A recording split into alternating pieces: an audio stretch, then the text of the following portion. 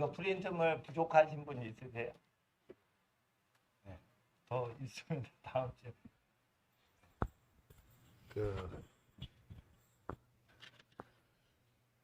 그 예습 복습 안 해도 된다고 그러셨는데 하셔도 돼요. 예, 하셔도 되니까. 근데 이제 이걸 왜 하냐면 중국어를 하거나 일본어 하는 것보다 한글 성경 보는 것보다 이제 한문을 공부하면 한글 성경 공부할 때 원래 그 단어 뜻이 있거든요. 예, 그리고 알고 이제 일본어 성경 요거 잠언을 보셔도 제일 중요한 건 요 한문으로 돼 있어요. 그리고 중국어 성경은 요 뜻을 그 간자체로 만들어 가지고 간결하게 돼 있어서 그 세부적인 뜻을 알지 못하게 살짝 대충 바꿨기 때문에 그 옛날 한문이 좋은 겁니다. 예, 쓰기가 좀 오래 걸려서 그러는데 옛날 한문이 굉장히 좋은 거고요. 그리고 이제 성령 하나님께서 임하시면은 이제 배우지 않았는데 뜻을 알려주시는 현상. 요한일서 따라해 보실까요? 우리 학생들 계시니까 요한일서 2장 27절. 예, 아무도 너희를 가르칠 필요가 없으니 오직 성령의 기름 부음, 주님의 기름 부음이 모든 것을 가르쳐 주신다. 이렇게 돼 있어서 그 현상이 일어날 때 그러니까 예배를 열심히 드리고 기도를 열심히 하면은 그 민족은 다른 민족들한테 없는 뭐가 일어나냐면 발명이 많이 일어나고요. 그리고 어떤 기존의 분야들을 잘하는 사람이 나오는 게 아니고 존재하지 않는 어떤 분야의 시조가 나와요. 그래서 그러니까 성령님이 지혜를 주시면 기존에 있던 물리학에서 잘해서 다시 1등 되고 이런 게 아니라 물리학도 아니고 화학도 아니고 한 다른 분야를 만들어낸단 말이에요. 그러니까 인간이 창세 이래 생각을 못했던 새로운 분야를 생각한다는 거예요. 그러니까 성령을 받을 때랑 성령을 못 받은 민족의 특징이 이렇게 나뉘어요. 그러면은 이게 잠언 말씀을 자꾸만 읽고 하나님 앞에 지혜 주세요 이러면은 서울대학교나 하버드대학 가는 지혜가 임할까요? 서울대도 모르고 하버드대도 모르는 새 분야를 창시하게 될까요? 창시자가 된다는 거예요. 창시자가. 그러니까 하나님의 말씀은 야고보서 3장에 시기나 다툼, 경쟁을 하지 않는 지혜가 내린다는 거예요. 경쟁 자체가 불가능한 지혜가 내린다는 거예요. 그러니까 그런 분야 알아? 여러분 몰라. 그러면은 그 분야의 창시자가 되는 거예요. 그러니까 여러분이 걸어가면은 그 걸어간 족적이 그 분야의 법이 돼 버리는 거예요. 그러니까 지혜를 주시면은 독보적인 지혜를 주시기 때문에 지혜를 주시면은 그 여러 회사하고 경쟁하는 지혜가 아니라 1000개 뒤따라오는 기업체를 먹여 살리는 지혜가 한 개인한테서 나와요. 근데 1000개의 지혜를 주고 하는 모든 기업체들이 얼마나 공부를 많이 합니까? 경영학 공부할 때인데 물론 30년 전 얘기지만 그 경영학과 공부를 하니까 그 논문들을 이렇게 쭉 번역해서 그 세미나를 해요. 세미나를 하는데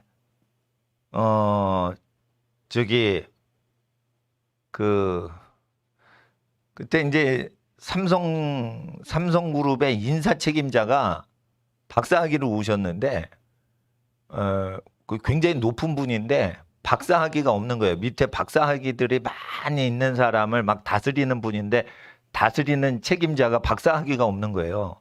그러니까 외국 갈 수는 없고 계속 회사 일하면서 박사 따라고 오신 거예요. 그래서 수업을 같이 듣는데 제가 인사관리를 공부하는데 인사관리 이론에 없는 방식으로 인사관리를 하는데 그게 최신 방법이라는 거예요. 예. 그러니까 기존의 인사관리보다 더 개선된 거를 뭐 삼성그룹에서 하고 있더라고요. 근데 이 대학원에서 가르치는 건 어떻게 가르치냐면 50년 동안 지금까지 경영학에서 가르쳐오던 50년 전의 이론과 요즘 이론을 간추려서 공부를 하는 거예요. 그러니까 기존에 다 검증이 된 걸 가르치는 거예요. 학교에서는. 근데 삼성에서는 그렇게 안 가르치고 좀 더 X세대인가? 뭐 그래가지고 90년대 초에 세대를 무슨 세대라고 했어요. 우리 세대가 아니라. 그 세대를 인사 관리하는 걸 또 자기네가 연구를 하더라고요. 근데 이거를 주고받고 엄청 회의를 많이 해가지고 인사 관리를 삼성이 좀 다른 기업체보다 많이 잘해요. 그런데 그런 게 아니란 말이에요. 초인류 기업이 발명한 어떤 방식을 가르쳐주는 그런 게 아니란 말이에요. 그러니까 하나님의 지혜가 임하면은 뭐냐면 그 지혜 때문에 100년, 200년 동안 자손들이 거저 먹고 사는 그런 지혜가 내린다 이게. 예를 들어 보세요. 뉴턴의 그 지혜는 하나님이 주신 지혜가 맞는데 뉴턴은 항상 영국에서 하나님이 만드신 자연을 보고 하나님을 찬양하고 노래를 했어요. 이 뉴턴은 그런 사람이었어요.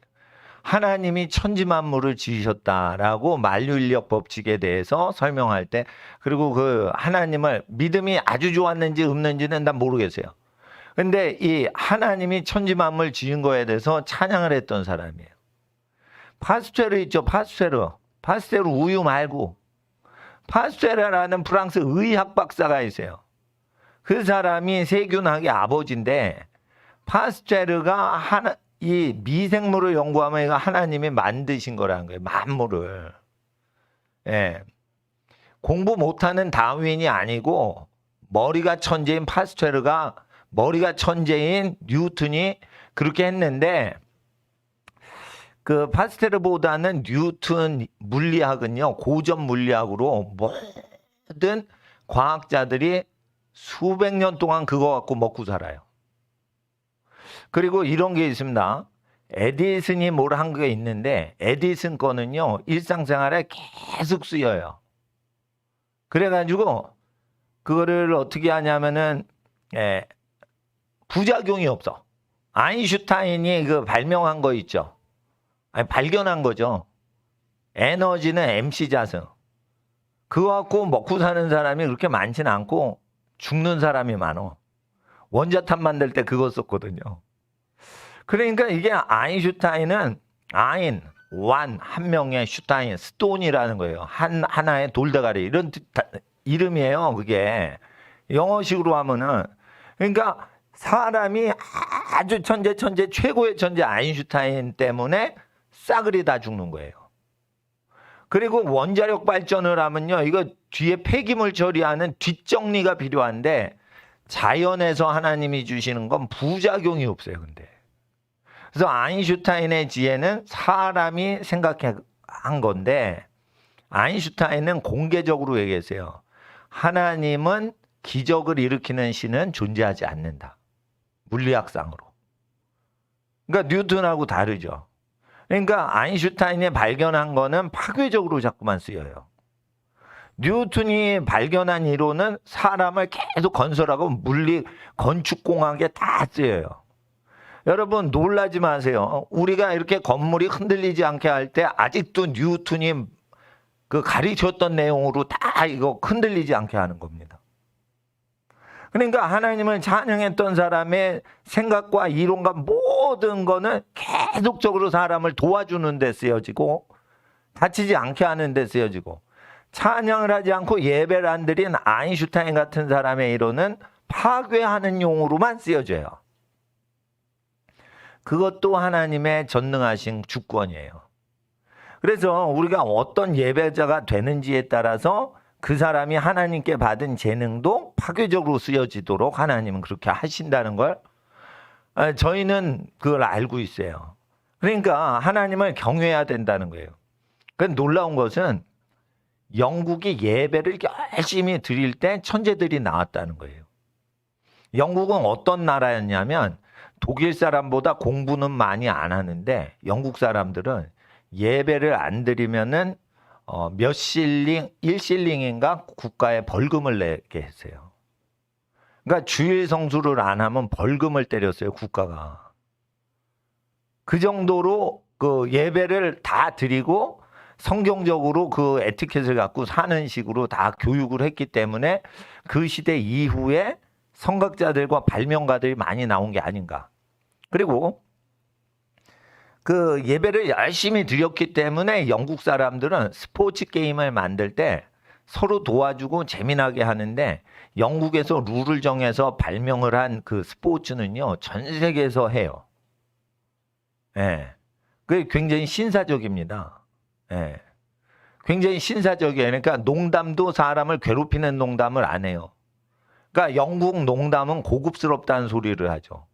영국의 음식은 맛이 없고 영국의 농담은 고급스럽다.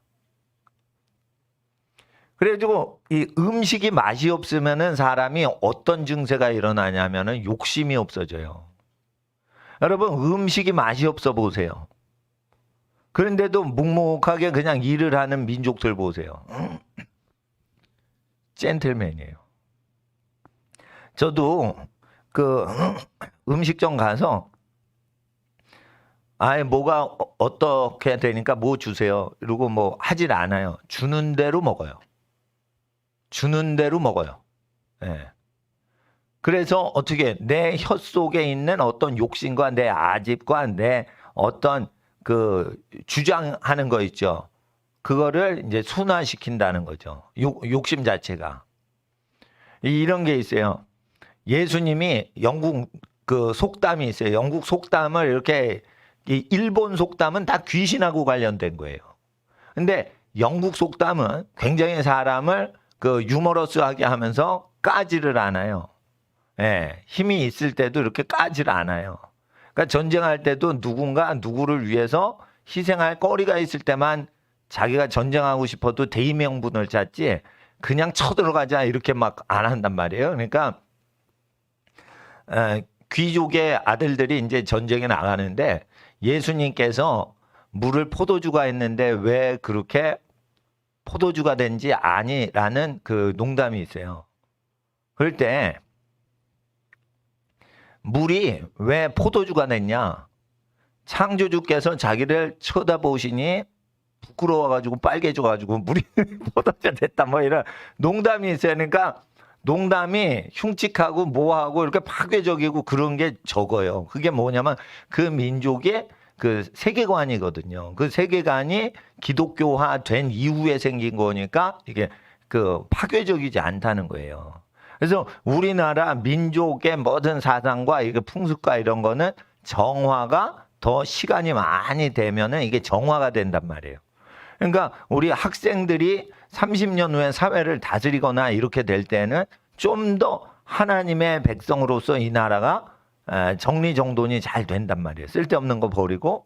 그러니까 당대 혼자서 예수 믿던 사람들은 약간 사고방식이 옛날 방식인데 뭔가 돌감람나무인데 참감람나무의 진액을 받아서 체질은 아직 안 바뀌었는데 성령의 흐름 때문에 열매를 맺는 어떤 증세가 나오는데 이게 계속 시간이 흐르면은 이 육체의 기질까지도 참 감람나무의 기질이 맞아서 기름 부음이 이 나무 기질하고 잘 맞아 들어가게 그렇게 된다는 거죠. 그러니까 성경을 믿어도 성경을 믿는 기질 자체가 정화가 안 된 상태인데 이게 한 3대를 가야지 되지 않는가. 저는 그렇게 생각을 해요. 그래서 그 하나님 앞에서 우리 민족의 어떤 기질이 있는데 이 한문에서 잠깐 이게 허공이 칠판이에요. 이 거룩할 성자 있죠. 귀가 있죠. 입구자가 있죠. 밑에 왕자가 있기도 하고 임무를 한다, 봉사한다, 임자가 있어요. 임자가 살짝 하면은 이게 왕자가 돼요. 왕으로 쓰기도 하고 봉사하다 임자가 되기도 해요. 거룩한 건 뭐냐면 귀와 입이 왕을 나타내신다. 또는 귀와 입으로 섬긴다. 이게 거룩할 성자인데 그 제자 있죠, 제자. 거룩하다, 거룩하다, 거룩하다라고 우리가 말할 때 하다. 이거를 제자가 흑토자가 있는데 흑토자의 옆에 창이 있어요. 그러니까 창이 흑토자의 받침을 창이 이렇게 질러버려요. 그리고 밑에 입구자가 있어요. 이게 뭐냐? 거룩한 상태로다 할 때 어조사에도 어조사가 여러 개가 있죠. 어조사를 잘 보세요. 흑토자가 있죠. 흑토자랑 입구자를 창으로 찔러버려요. 이게 뭐냐? 흑토자의 육체의 기질이 입에서 나오는 거를 창으로 찔러버리는 게 거룩한 상태다 이거예요.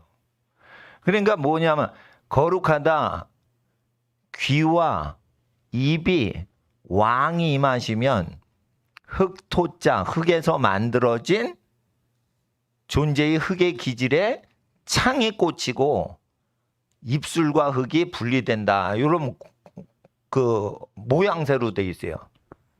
그래서 거룩할 성자는 어떻게 돼 있냐?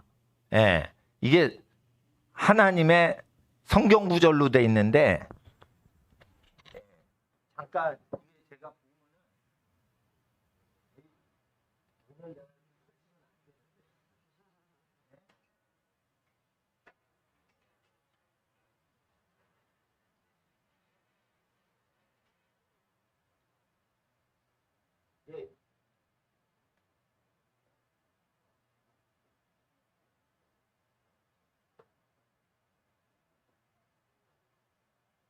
이렇게 돼 있어요. 거룩하다.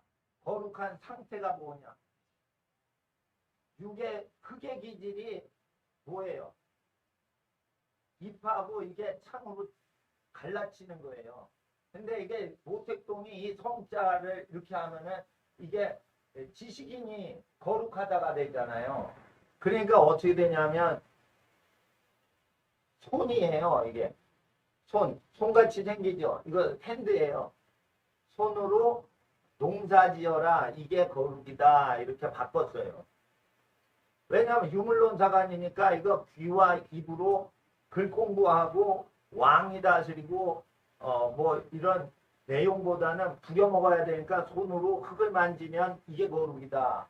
이렇게 해버리는 거예요. 그래서 이 한문을 쓸 때 이 독재를 할 때는요, 백성을 쇠뇌를 시키기 위해서 손을 봐요. 언어를 손을 본다고. 그래서 언어 교육을 하셔야지 복을 받아요. 그래서 저는 앞서가는 민족들이 사용한 언어를 지금 그냥 가리키면 되지. 그리고 그거를 번역할 필요가 없어요. 그냥 쓰면 돼요. 예. 그러니까 저것도 우리나라 말이고 태초에 저런 단어 안 썼어요. 중국말, 영어, 한국말 이런 거 없었어요. 한 언어였는데 이게 분파가 나온 거거든요. 그러니까 옆에 민족들이 어떻게 생각하는지 그것들을 우리가 그 사람들 사고를 알려면 그 언어를 공부하는 게 언어를 통해서 그 사람의 내면 세계가 어떻게 생각하는 거를 받아들일 때 그걸 마음으로 이해하고 받아들이면 하나님의 거룩한 지혜가 임한다. 특히 학생들은 부모님이 뭐라고 할 때 말을 안 하시는데 그분의 희노애락과 그 감정과 말 못하는 어떤 걸 알아내야 돼요. 그래야 지혜를 받은 거예요. 그러니까 말을 할 때 마음을 같이 맞추면서 주고받고 말을 해야 돼요. 그러니까 엄마가 뭐를 얘기했는데 너 이거 뭔지 아니? 이렇게 예를 들어 엄마가 이렇게 물으시면 생각을 논하면 안 되고 그 마음속으로 들어가야 되는 거예요. 그 마음속에 들어가서 엄마가 뭘 느끼시는지 이렇게 느끼고 말을 안 하는 그 말 이면에 감춰진 거를 느끼면서 말로써 받아들이는 거예요. 그러니까 대화라는 건 뭐냐면 말을 하죠. A. 그러면은 A 말 뒤에 숨어있는 A-B. B를 얘기하죠. B-를 알아듣고 B를 대응하는 거예요. 이게 대화인데 마음을 읽질 못하잖아요. 마음을 읽지 못하니까 A라고 말하면 B라고 대답하고 A와 B와 합쳐서 A, B의 개념으로 대화를 진전시키면 안 된다니까. A를 말하고 B를 말하면 저쪽에서 B-를 알아내고 A-를 알아내가지고 해가지고 점점 대화가 진행될수록 A3-, B3- 이렇게 생각이 계속 축적되면서 해야지 A, B, A 얘기하고 B 하니까 그러면 A, B인가? 이러면은 타협이나 협상을 해가지고 결론을 내요. 이게 어리석은 사람들이니까 말을 안 해도 그 사람의 마음을 알아야 되는데 그 불교에서는 3000배를 하면 말을 안 해도 그 사람 마음을 알아낸다 그러는데 기독교에서는 하나님을 가장 사랑하는 상태에서 그 사람을 내 몸과 같이 대접해 줄 때 마음을 읽어버려서 말을 안 해도 알아낸다는 거예요. 요게 영성훈련이에요. 요게 말을 안 해도 알아야 된다니까. 그러니까 이게 독심술을 어떻게 하는지 제가 말씀드린 거예요. 이거 이 잠언에 나오는 지혜는 말로 표현할 수 없는 거고 잠언에 나오는 지혜가 임하면은 여러분 재능으로 200년은 후손이 먹고 사는 비즈니스가 다 열리는 거예요. 그러니까 경쟁할 필요가 없는 거예요. 왜 그러냐? 그 사람은 경쟁하려고 이기적으로 살아가지 않았고 사랑하려고 살아가고 도와주려고 했기 때문에 그 사람이 발명을 한 모든 거나 일한 결과물은 좋은 방식으로만 인류가 사고를 할 수 있도록 사람 생각을 그 길을 인도하신단 말이에요. 그 똑같은 과학 원리인데도 그건 나쁘게 쓰여질 수가 있다고요. 예. 그러니까 에디슨하고 테슬라가 라이벌이었잖아요. 테슬라라는 과학자가 있어요. 테슬라가 좀 더 아이디어가 많어.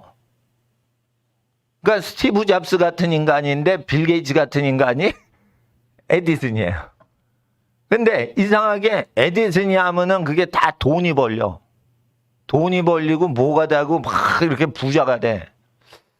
그래서 내가 생각하기에는 뭘 발명을 많이 했는데 사실 사람들한테 필요한 걸 많이 주는 거는 일상적으로 에디슨 거를 주로 많이 하거든요.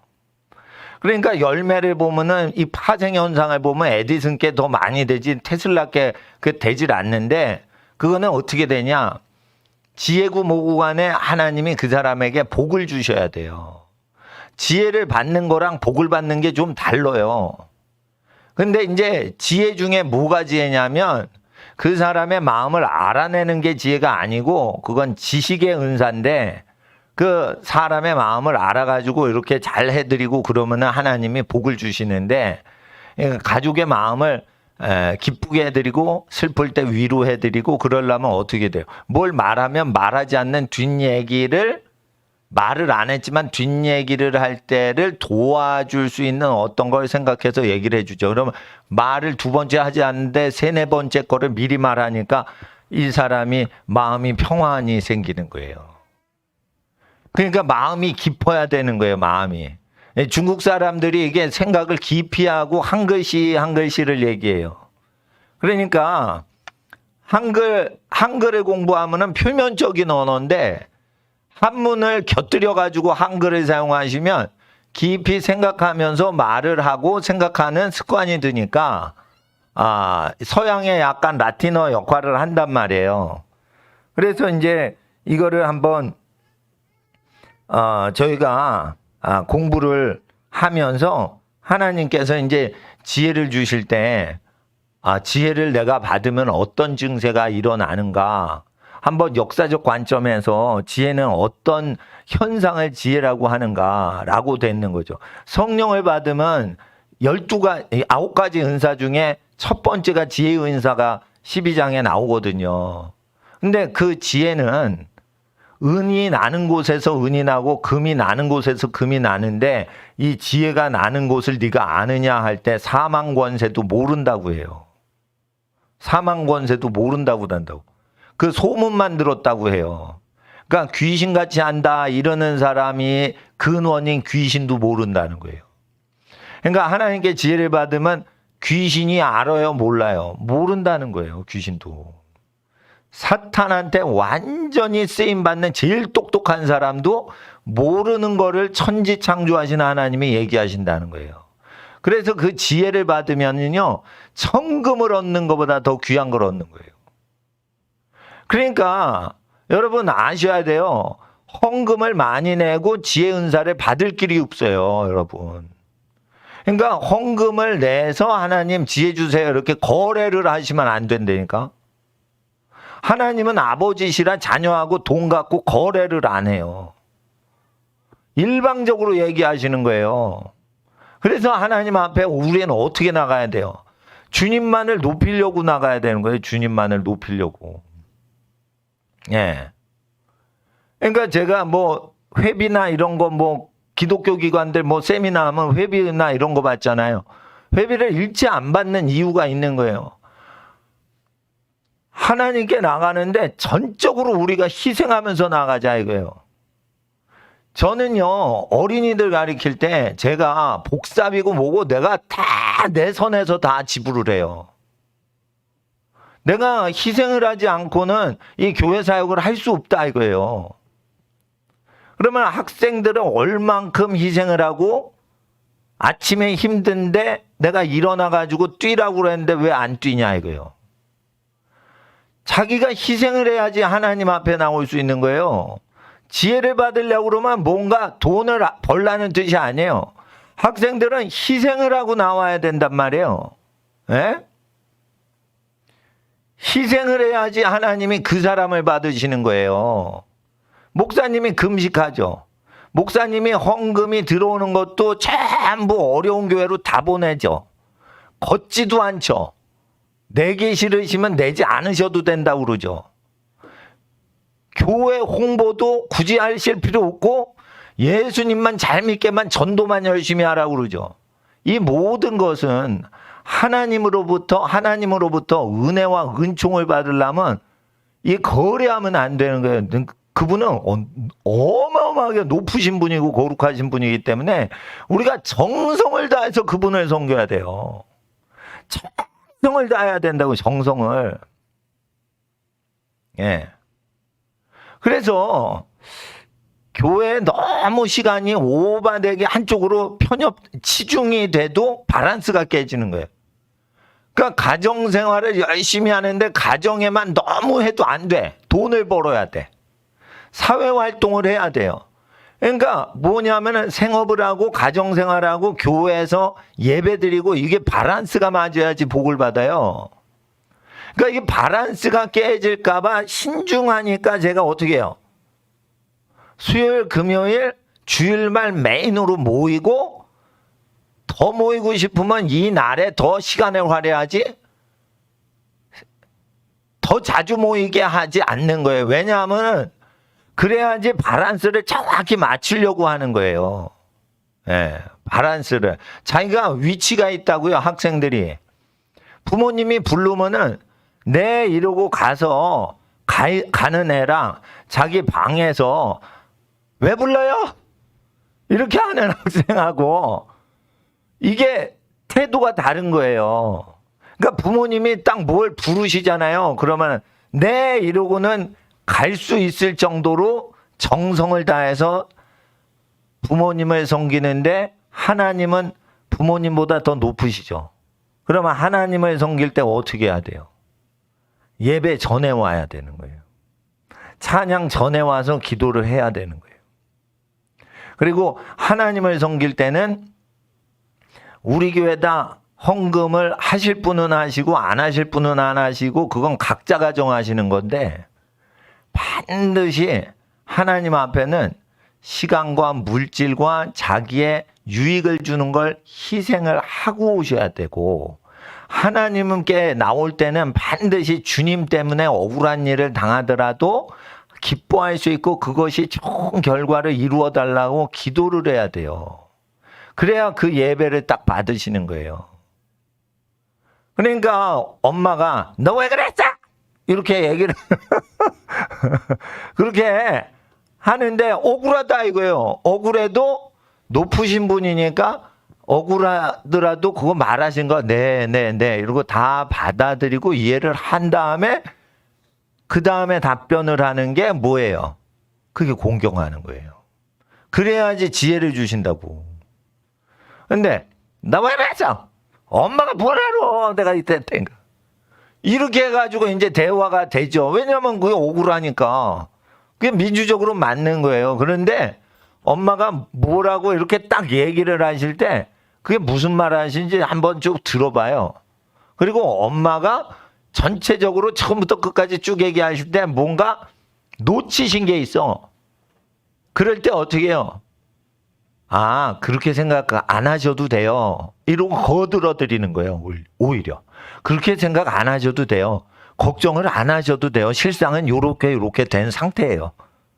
요렇게 해가지고 이게 지혜롭게 말하는 거예요. 예. 그러니까, 내가 화를 안 내도 되네. 그렇다니까요. 엄마 화 안 내셔도 된다니까. 상황이 이렇게 된 거니까 그렇게 걱정하지 마세요. 그러니까 자기가 야단 맞는데 야단 맞으면서 엄마 걱정을 덜어드리는 멘트를 한 방에 해드리는 거예요. 요게 이제 지혜가 임한, 그러니까 마음을 읽는 사람의 증세라 이거예요. 이거를 그대로 해야 돼요. 내가 말한 대로 그대로 학생들은 해야 된다고. 요거 기본적으로 딱 해야지 사람 되는 거예요. 예. 근데 이게 민주사회에서는 회의를 해서 막 안건 토론하고 막 반대하고 막 이런 걸로는 이런 게 안 생겨. 그러니까 옥토가 생기려면은 내가 말한 거를 할 줄 알아야 돼. 그리고 그 분이 왜 그 저기가 되고 업셋이 되고 성질이 막 올라가시고 막 열받고 이런 거 원인을 순간적으로 알아내야 돼요. 그러려면 그 사람을 사랑해야 돼요. 존경을 해야 돼. 근데 엄마 아빠를 사랑한다는 것보다는 공경하라는 거예요. 나보다 높으신 분이라고 항상 생각을 하라는 거예요. 자, 따라하세요. 학생들만 따라하세요. 부모님은 나보다 높으신 분이다. 예, 그렇게 이제 사고방식을 딱 갖고 있어야 하나님이 이렇게 지혜를 주시는 거예요. 그러니까 겸손해야 되는데 그게 높은 사람인데 낮으라는 게 아니에요. 원래 낮은 존재라서 자기를 겸손히 생각하라는 거예요. 자기가 원래 낮은 존재니까 겸손하라는 거예요. 자기가 높은 존재인데 나를 낮추자. 이건 겸손이 아니란 말이에요. 자기가 원래 어린 아기로 엄마 태에서 태어났으니까 자기가 낮은 사람이죠. 그러니까 자기를 낮추는 거예요. 근데 할아버지 할머니한테 가면 어떻게 해요? 그분들은 더 높으신 분이지. 그러니까 더 낮춰야지. 그러죠? 그러니까 어느 정도 사춘기가 되면 할아버지 할머니가 뭐 드시는 걸 들어드려야 돼요. 사춘기가 넘으면은 그게 어린애기가 아니잖아요. 예. 그래서 하나님 앞에서 지혜를 받을 때는 이건 성품으로 지혜를 받게 돼 있어요. 거의. 마음이 아름다워야 하나님이 지혜를 확 베푸신다고요. 그래서 야단칠 때 그 반응하는 거를 보면은 어느 정도 지혜 받을 사람인지 딱 이 무게가 딱 근수가 딱 달린다 이거예요. 그래서 하나님 앞에서 성품, 태도로 지혜가 결정돼 버려요. 그러니까 노력하는 게 아니에요. 물론 이제 지혜 달라고 그랬죠. 그러면 하나님께서 여러 분야의 지혜로운 사람들을 만나게 하시고 그리고 공부를 할 때 지혜의 현상들을 주시는데 이게 퀄리티가 순금을 받는 사람이 있고 14K 받는 사람이 있고 18K로 된 거 받는 사람이 있고 이렇듯이 지혜도 이게 순도가 높은 지혜를 받는지 조금 잡스러운 게 섞였는데 세상에 긁혀도 덜 아프고 이런 거를 합금을 주시는지 이런 퀄리티가 다르듯이 지혜는 그 사람이 하나님께 어느 정도 순도로 나오는지에 의해서 하나님이 그 사람이 정하는 태도에 의해서 결정을 되게 하세요. 그러니까 지혜도 자기가 하나님께 어떤 태도로 받으려고 하는가, 순결한 태도로 받으려고 하는가, 욕심을 완전히 뺀 상태에서 거룩한 의도로 받으려고 하냐, 순도가 높은 지혜를 주시는 거예요. 예. 그러니까 나는 순도가 높은 걸 하나님께 받으려고 그러는 거예요. 순도가 높은 걸. 예. 그러니까 목사님은 최선을 다해서 하는 거예요. 최선을 다해서 하면은 어느 정도 최선을 다하면은 더 최선을 못 해요. 그때는 퀄리티를 높이려면 욕심을 줄여야 돼요. 그러니까 열심히 사는 걸로 안 된단 말이에요. 욕심을 줄여야 된다고. 그러니까 의도가 더 깨끗해야 돼, 의도가. 그래야 더 순도가 좋은 지혜를 받는다고. 예? 예. 그리고 20년 동안 공산당한테 계속 괴롭힘을 당하셨어요. 우리 선교사님이 중국에서. 그러면서 한국말 안 쓰고 계속 복음을 증거하고 애들 교육도 뭐 티벳 산골에서 이렇게 하다가 또 사천성 가가지고 사천성 말 배우고 애들이 고생만 하다가 이제 온 거예요. 그러니까 대학 갈 나이에 딱 오니까 애들 대학 입시하는 것도 준비가 다 안 되고 그래서 자녀들이 계속 그 불이익을 당한단 말이에요. 목사님들하고 선교사님들 자녀들이 불이익을 당한다고. 그런데도 애들이 공부 열심히 하도록 그냥 배려를 해주시고 그러시잖아요. 그럴 때 그 자기가 고생하는 건 쉽게 견디는데 자식들 고생하는 거는 견디기 힘든데 그거를 버텼단 말이에요. 버티셨단 말이에요. 그러니까 이제 그 20년 만에 고국에 돌아오셨지만은 19년 만에 오셨지만은 그 교회에서 선교사님들을 일단 웰컴할 수 있는 어떤 분위기를 만들어야 돼요. 만드는데 이제 제가 이제 20여 년 전에 교회를 개척하고 판을 깔았기 때문에 이게 불편하실 수가 있거든요. 그러니까 가정교회를 개척해가지고 가정교회 성도들이 11조를 선교사님들 신방하시면은 걷다가 드리실 수 있게 이렇게 제가 한 거는 이게 뭐냐면 손님 맞이를 해도 설교를 듣더라도 가족적으로 편하게 그걸 하실 수 있게 해드리는 거죠. 그래서 하나님 앞에서 그 선교사님들을 모실 때도 각 사람이 이제 사상이나 이건 다르지만은 자기가 생각할 때 마음이 편하실 수 있도록 어떻게 해드리는 것도 이제 배려고 손님 접대하는 거예요. 근데 일단은 조직적으로 하는 게 있고 사랑을 그리고 이제 은밀하게 하는 게 있는데 그건 자기 성격에 맞춰서 하시면 돼요. 근데 나는 조직적이질 않잖아요. 내가 정치를 잘하고 이러질 않잖아요. 그러니까 목사님은 뭐를 잘해? 잘하는 게 없어요, 제가. 근데 내가 이제 학생들한테 하고 싶은 얘기는 나는 내가 못하는 걸 해봐요. 학생들은 잘하는 것만 하려고 그래.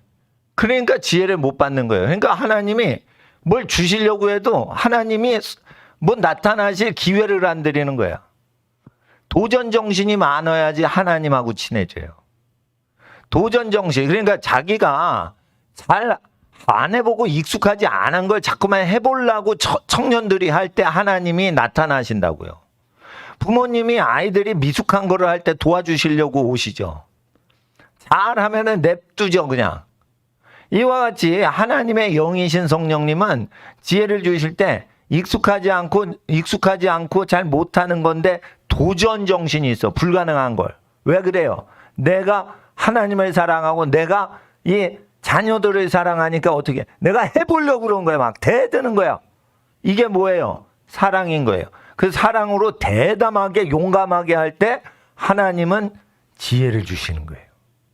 그러니까 하나님은 지혜 주실 때 그 하나님의 성격 때문에 지혜를 주시는 거예요. 그러니까 지혜를 받아낼 때는 그 하나님의 성격상 그걸 주시지 않으면 안 되게끔 되는 상황으로 가는 걸 즐거워하는 사람한테 하나님은 기적을 주시고 지혜도 주시고 부귀 영화도 주시는 거예요. 그러니까 모험 정신이 있어야 되는 거예요. 모험 정신.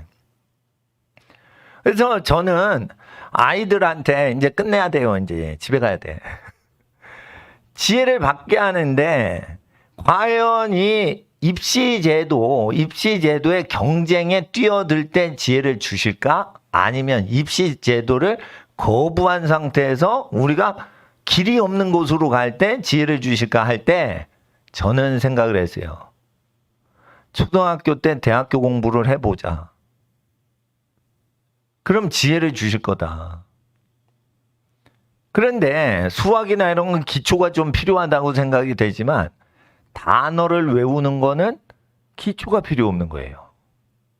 그리고 문법을 공부하는 거는 어떻게 해요?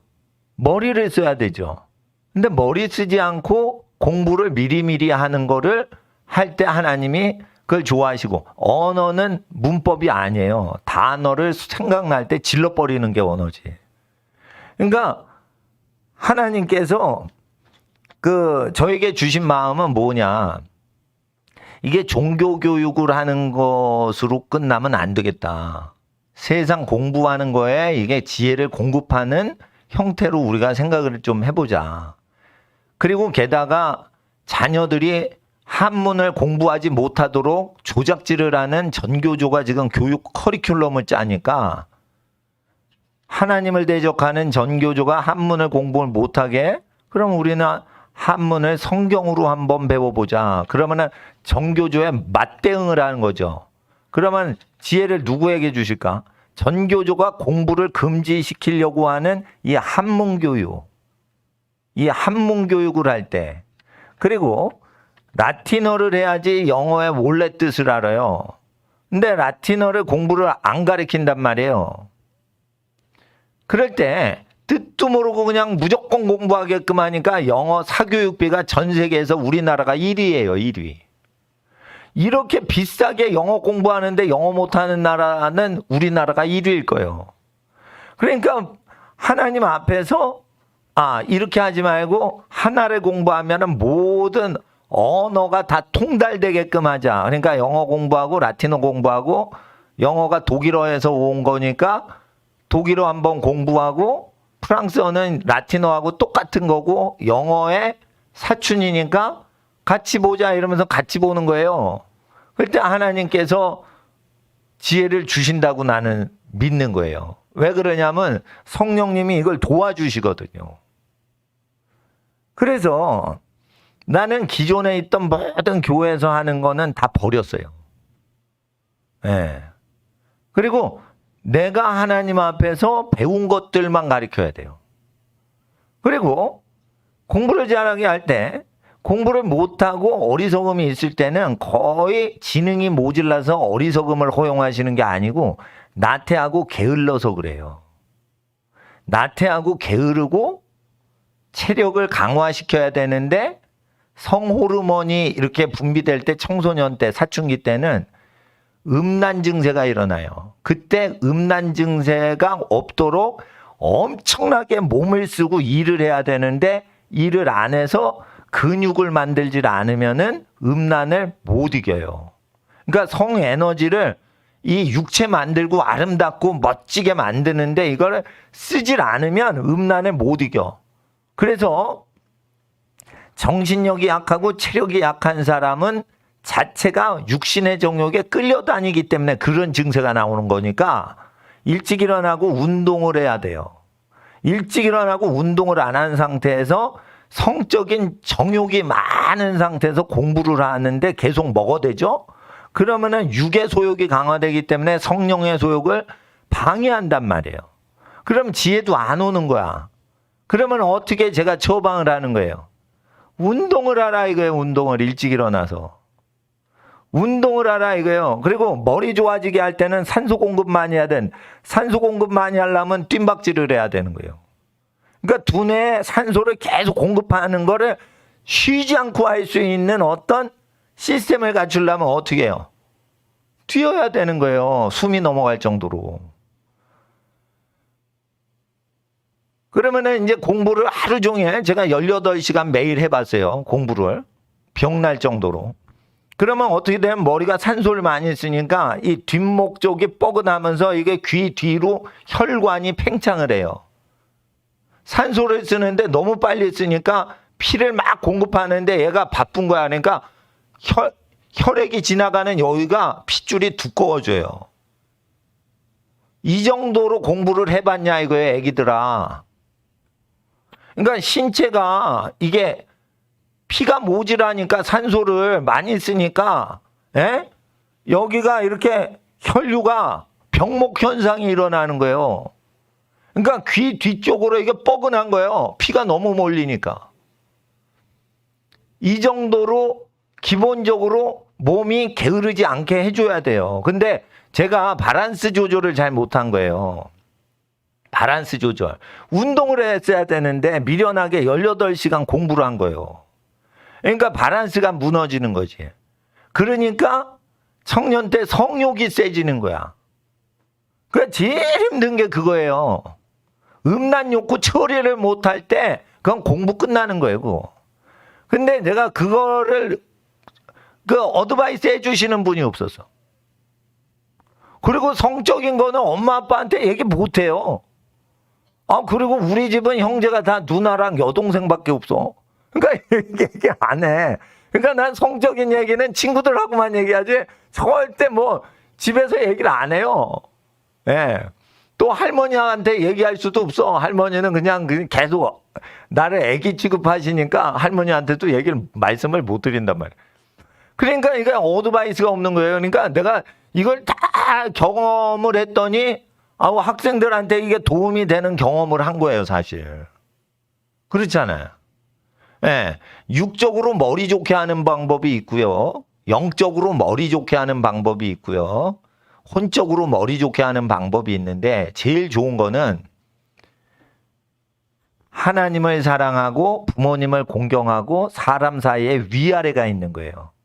그래서 윗사람을 공경을 하고 어린 동생들을 잘 보듬어서 자기가 책임지는 거예요. 그리고 육신의 정욕에 끌려갈 때는 열심히 공부를 하거나 운동을 해서 에너지를 다 소진을 해야 돼. 그러면서 하나님께 지혜를 구하실 때 하나님은 어린이들에게 지혜를 호하게 주실 거라고 믿어요.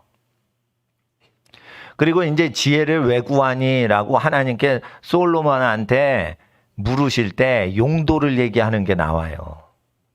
남이 억울한 일에 재판당할 때 내가 억울함을 덜어주기 위해서 합니다. 사회정의를 위해서 지혜를 구했죠. 근데 그게 왜 기록이 됐을까?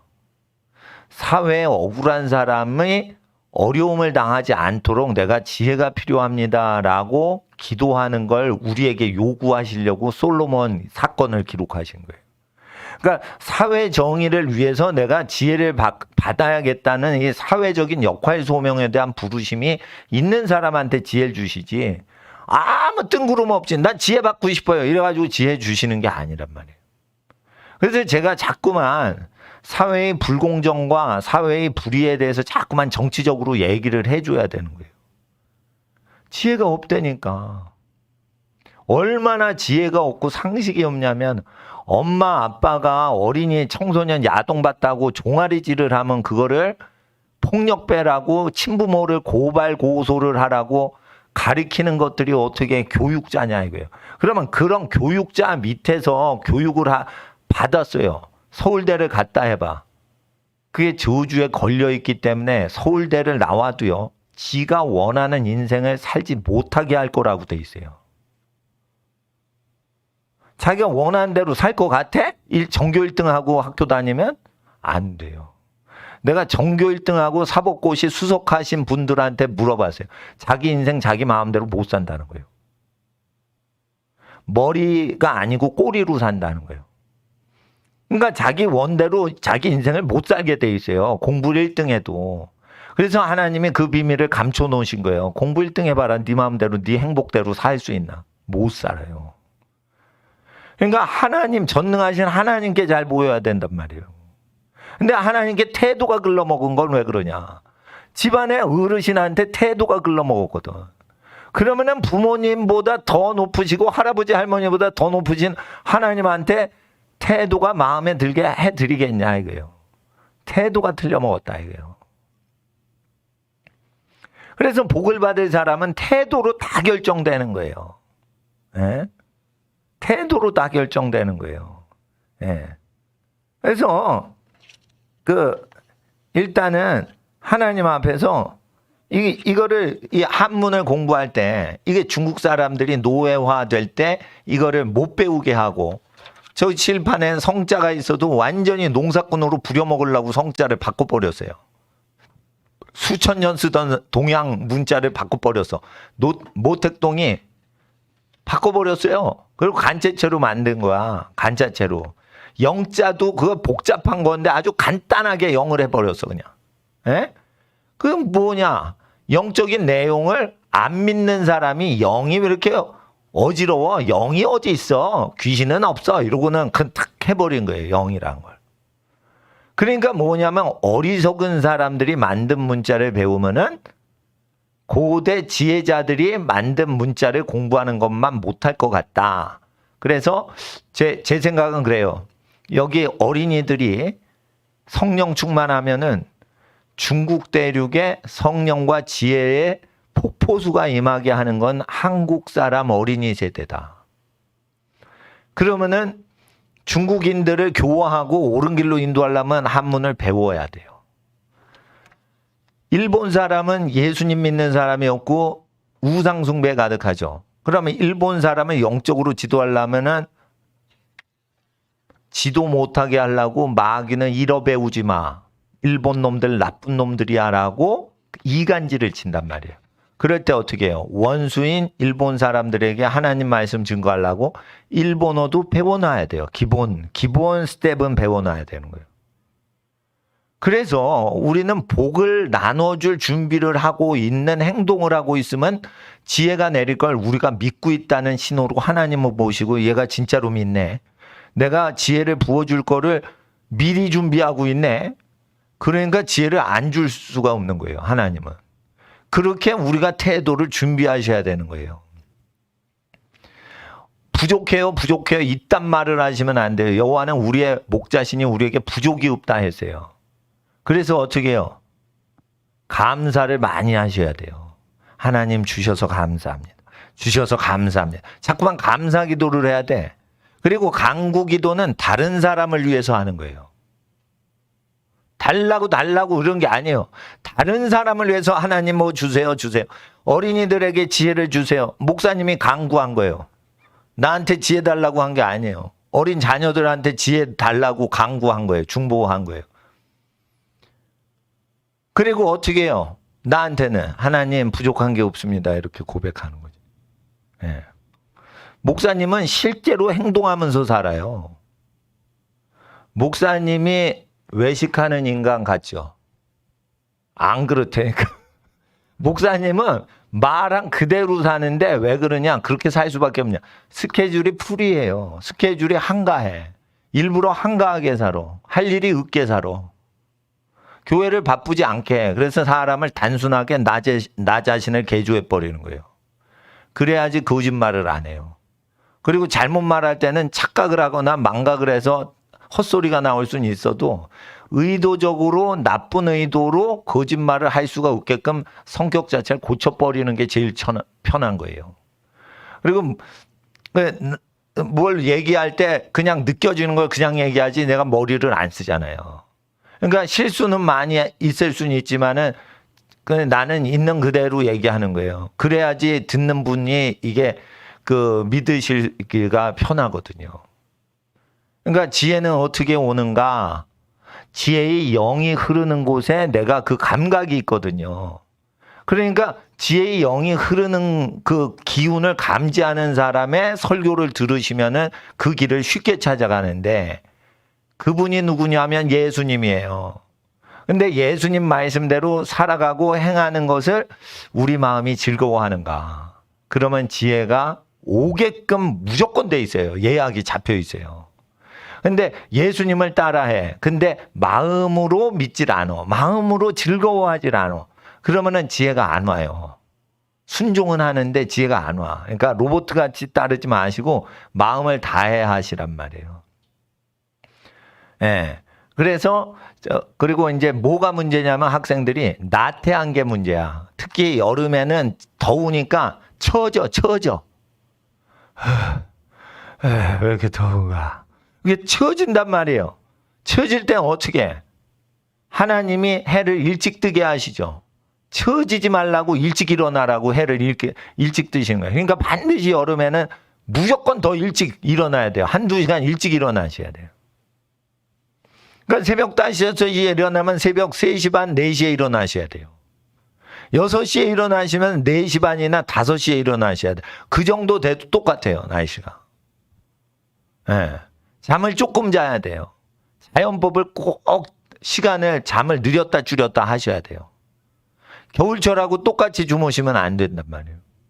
그러면은 하나님께서 일찍 깨우시는데 늦게 일어나는 거예요. 같은 시간에 일어나면. 그러니까 그 시간을 조절하셔야 된다고. 예. 그게 어렵잖아요. 그래서 미국에서는 썸머타임 하는 거예요. 일찍 일어나라고. 땡겨버리는 거야. 아니 그냥 뭐 6시에 계속 일어나. 그런데 6시에 일어나는데 좀 일찍 일어나는 6시가 되게 만드는 거예요. 일부러.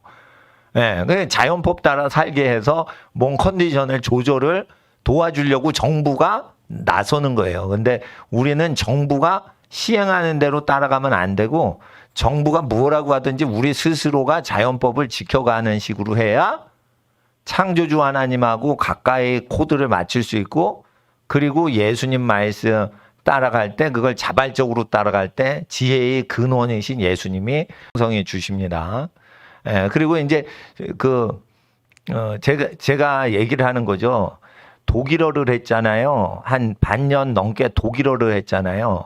그러면은 독일어를 지금까지 반년 동안 공부한 거를 다 외워보세요. 그러면 독일어 웬만한 문장이 다 읽혀요. 우리가 외고 한번 봤던 거. 그러니까 복습만 하면 되고 독일어보다는 뭐에 신경 써야 돼요? 라틴어랑 프랑스 단어를 확 외워버리는데 힘을 쓰셔야 돼요. 여름에는. 그래야 하나님께서 복을 주세요. 왜? 목사님이 계시록 프랑스 성경 시작했죠. 그러면은 무식해도 그거를 외우셔야 되고 프랑스 단어장이 있죠. 단어장을 다 외워버려. 그리고 1만 단어 1만 퀴즈라는 어떤 그 책이 좋다고 그랬죠.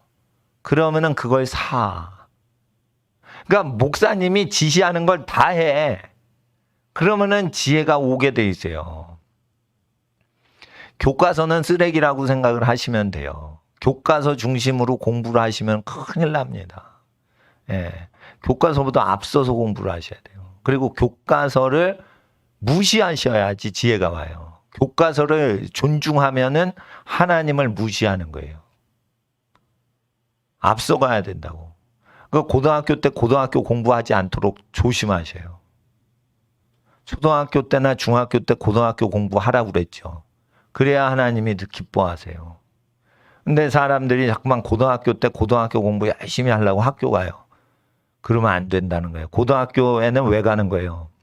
문제풀이에서 선생님이 이렇게 문제 출제하시는 분이 강의할 때 그 마음이 노출된단 말이에요. 저기서 나오겠네. 이러면 거기서 분명히 나와요. 그래서 문제를 알아내려고 수업에 참석하는 거지 절대 배우려고 가면 안 돼요. 배우려고 그러면은 설명을 쭉 하시는데 그걸 이해가 안 되는 거면 자꾸만 궁금증이 뜨죠. 궁금한 걸 생각하다 보면 다음 설명으로 넘어갈 때 설명을 놓친단 말이에요. 한 번 놓치면 끝까지 질질 끌려가서 1시간 내내 했던 거 다 몰라요. 중간이 끊겼기 때문에. 여러분 드라마 볼 때 중간에 빼고 보면 드라마 진행 모르죠. 이게 어떤 관계니? 물어봐야 돼요. 드라마도 대장금 이게 왜 저렇게 됐냐? 최상궁이 왜 저러냐? 물어봐야지 얘를. 근데 이거를 1편부터 대장금을 쫙 봤던 사람은 그 스토리를 다 아니까 중간에 빼먹질 않으니까 그걸 다 이해한단 말이에요. 이 강의라는 것은 물리고 수학이고 이게 드라마랑 똑같은 거예요. 5분 있다가 뭐 궁금한 거 있으면 한 편 건너뛴 거예요, 그게. 그래서 다 먹통돼 버리는 거예요, 그냥. 그러니까 그렇게 학교를 다니게 하면 큰일 나요.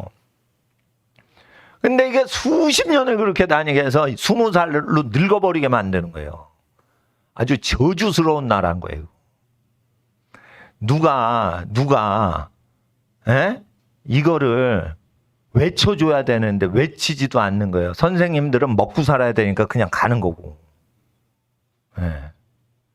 그러니까 나는 교육을 하면 지혜롭지 못한 아이가 지혜롭게 되게끔 하고 학식이 없는 애가 학식이 있게 해야지 교육의 가치가 있는 거지. 이거를 애들은 멍 때리게 하고 자기 쭉 가는데 눈치 보느라고 질문도 못하고 질문을 생각을 하면 벌써 설명은 지나가니까 다음 설명 A를 잘 알고자 하면 B, C, D를 연달아서 까먹어 버리는 거예요. 그러니까 그러니까 머리가 좋은 애고 진짜 똑똑한 애가 될 수 있는데 바보 취급을 당하게 되는 거예요. 그리고 더 무서운 건 모르고 있는 학생 자식이니 나는 돌대가리인가 보다 이러고 자기를 잘못되게 쇠뇌를 시키는 거예요. 그거를 몇 년째 하는 줄 알아요? 초등학교 4학년 때부터 고3까지 바보 이게 쇠뇌를 아주 정절해버린 거예요. 그러니까 얼른 선행학습해서 내가 이해할 걸 미리 하고 설명하실 때 미리 공부를 하고 왔으니까 이해가 다 되게 하면은 좋은 학생이지만 아예 예상 문제를 느껴보려고 쫙 듣는 거예요. 멋있잖아요. 그러려고는 고등학교 가도 되지만 그렇지 않으면은 고등학교 가서 헛방을 친다. 그러면은 방과 후에 학원 가서 다시 배우기 시작해야 돼요. 돈은 돈대로 시간은 시간대로 다 날려먹은 거예요. 그리고 재수 삼수 해가지고 가면은 95%가 자기가 원치 않는 대학에 와 있어요. 그러면은 4년 동안 자기 처지를 저주하면서 술집 다니는 거예요. 여학생들은 연애에 미치고 저주의 연속인 거예요. 또 군대를 1학년 끝나고 딱 갔어. 아우 대학교 계속 다녀 말어. 아우 이놈의 썩을 놈의 군대. 오기도 싫었는데 끌려왔네. 이러면서 자기 정체성이 막 흔들리는 거야.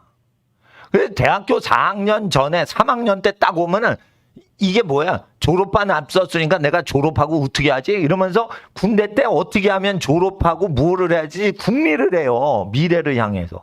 그러니까 정신건강에 3학년 끝나고 군대 가면은 동생들한테 격려를 붙이지만은 정신건강은 해롭질 않은 거예요. 근데 1학년 딱 끝나죠. 1년을 다녔으니까 3년을 더 다녀야 되는데 다니기는 싫고 군대 2년에 5년을 더 버티니 어떻게 할까? 군대 끝나고 4년 지났는데 다시 재수를 할까? 1년 다녔기 때문에 재수할 수도 없고 오두 가도 못하는 거예요. 진퇴양난이 돼버리는 거예요. 그러니까 군대 1학년 끝나고 빨리 갔다 와라. 그거 심리학을 모르는 분이에요, 그게. 이 학생들의 고통을 나는 다 느끼고 있는 거야, 대학생들. 대학생들 나한테 와서 배워야 돼, 사실. 근데 순결 지키고 공부만 하라니까 나한테 오겠어요? 예? 빨리 끝내야 돼, 이거. 예?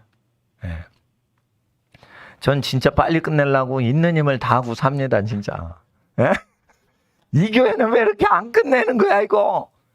여러분, 하나님 앞에 금식하고 기도하고 하나님 앞에 다 자기 욕심 내려놓고 다른 집안이 이게 세상에 시달리는 거기서 나오게 하려는데 이게 믿음이에요. 그러니까 믿음으로 하나님이 내게 주셨는데 초등학교 때는 5개 국어 마스터링을 다 하라는 거예요.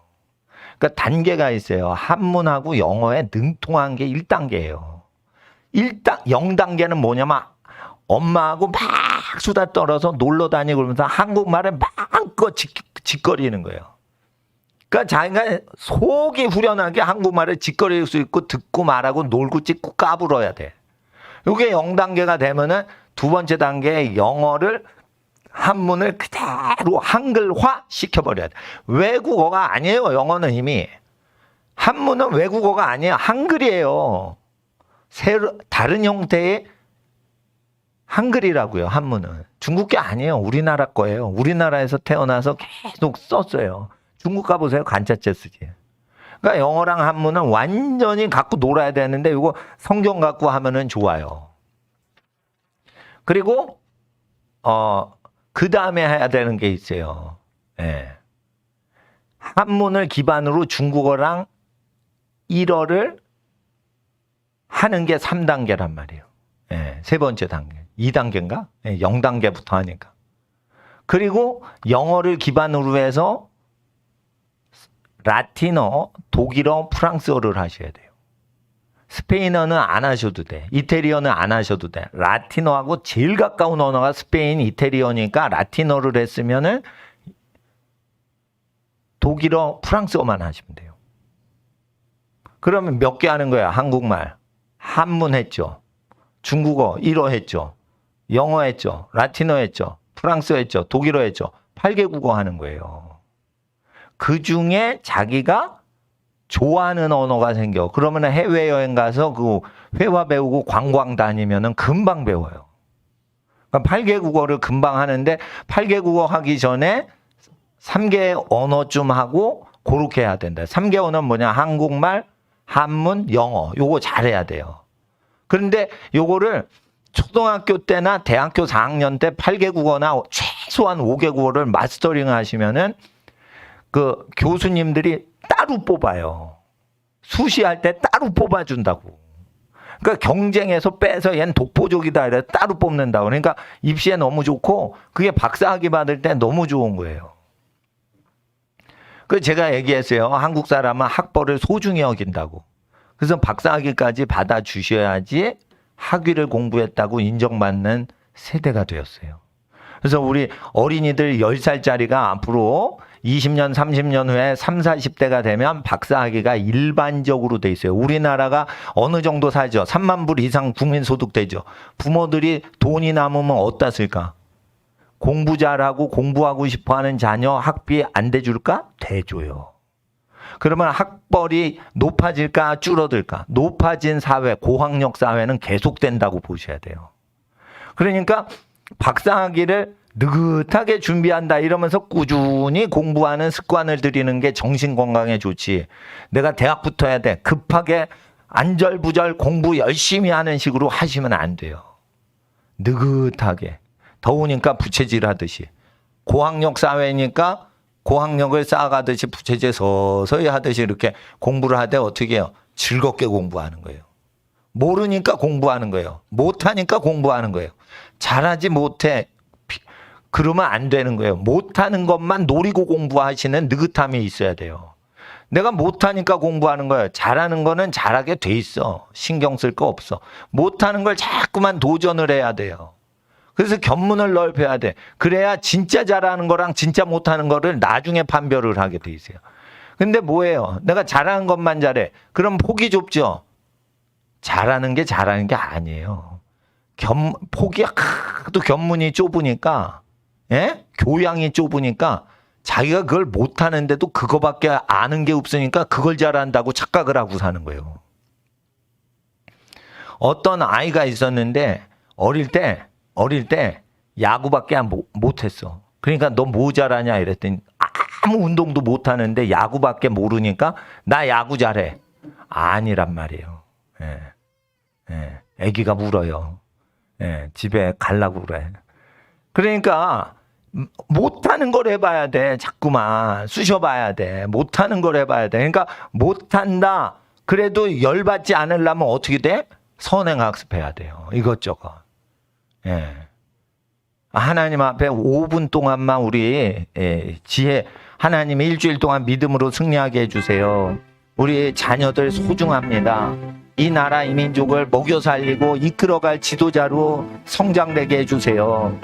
아버지 하나님, 할아버지 할머님, 부모님 기도 100배 1000배 응답되는 하나님의 축복이 어린 자녀들에게 임하게 하시고 부모님들 고생하신 모든 낚시 있고 기쁨과 즐거움으로 보답하시는 하나님의 나라가 모든 집안에 함께하여 달라고 주여 5분 동안 기도하겠습니다.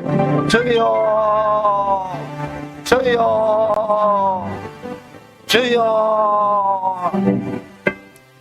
같이 아버지 하나님 마음 다해 뜻을 다해 아버지 하나님 정성 다해 기도하고 성령이 함께하여 주시옵소서. 일주일 동안 달려가는 성령의 충만함을 더해 주시옵소서.